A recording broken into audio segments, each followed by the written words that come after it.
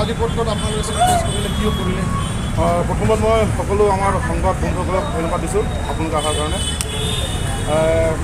Dengue যোনটো ভয়াৱহ বেমাৰটো দিনক দিনে বাঢ়ি গৈ আছে, এই ক্ষেত্ৰত প্ৰশাসনৰ নিৰ্দেশ মৰ্মে আমি আজি বেটাৰ ডিফু বজাৰ কমিটি আৰু ৰেড ক্ৰছ ছ'চাইটি যৌথভাৱে আমি আজি ইয়াত চেনিটাইজাৰ কৰিছোঁ।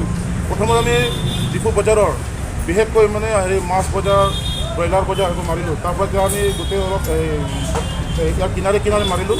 আমি শেষত বাছ ষ্টেণ্ডলৈ যাম, ৰেলৱে ষ্টেচনলৈ যাম।